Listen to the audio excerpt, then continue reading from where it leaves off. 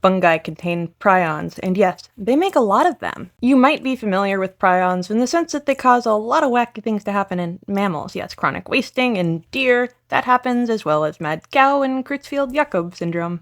Let's talk about what a prion is so we can understand it, and that will maybe make more sense why we found it in so many different organisms. A prion is a contagious protein. The easiest way to understand it, and this is how it was first explained to me, proteins are kind of sticky on the inside, and that's so that they can hold their structure, and that sticky inside is not supposed to be on the outside, but if they get turned inside out, they can stick to each other and force other proteins to turn inside out, and that can cause a lot of problems in a human brain.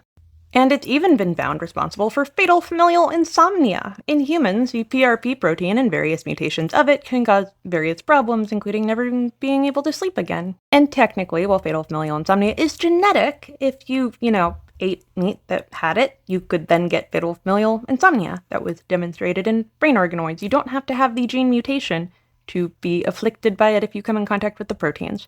But let's get back to fungus. Fungi create these contagious proteins for a purpose. They have a cascading effect that impact other proteins, and they change the way the fungi behave. So it might cause more mutations, for example, which is very helpful if you're reproducing in a harsh environment. Now you might question, what happens if a human eats them? Not a lot. Since the discovery of contagious proteins in our own brain, they simply got that name, and now we are referring to all infectious proteins as prions, and that is a point of contention in the field, and I am not kidding, that is a conversation that is still happening, because it kind of freaks people out. No, contagious proteins seem to exist in complex life, and they very likely exist in our own bodies. In fact, they've been implicated in learning and memory. Yes, having proteins that can change other proteins into the same conformation is likely very helpful, and this could explain why we see conditions pop up.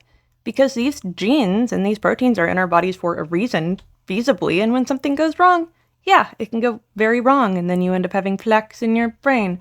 Spongiform encephalopathy. It's a fun word to say.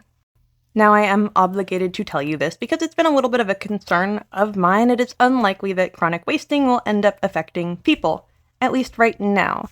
Now there are two concerns about this, and these are things that I am watching because they interest me and concern me. Scrapie was a form of prion disease in sheep, and then sheep were fed to cows, and then cows were fed to cows, and then cows were fed to us, and that ended up affecting us. That's how we got mad cow disease. There could be a situation where something else is eating deer, we eat that something else, and then it impacts us. That could happen with, say, bear. I mean, hypothetically, if we're talking about the food chain. There is also the big concern that there could be a small mutation in the PRP protein in deer, and then it could infect us. So all of these are reasonable concerns. We don't have to go inventing scenarios, but fortunately, folks at the CDC are watching this kind of thing.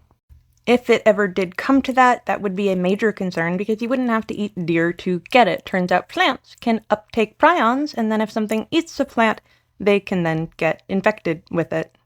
I'm going to start giving you guys a scale of how concerned I think you should be about this, because this one I would say is a low concern for two reasons. People are studying it and are actively concerned that these things could happen, and the other reason is because it would be very hard to avoid it. If there actually were such an outbreak, it would be nearly impossible unless you're sticking to old canned food. Of course, it can take 20 years to show up, so I just don't think there's any avoiding it. But back to the original topic, yes, fungi have prions, and you should not be worried about that. It just so happens to share a name with the ones that affect us in our own brains. They probably should rename them. I hope you've enjoyed this. Follow for more.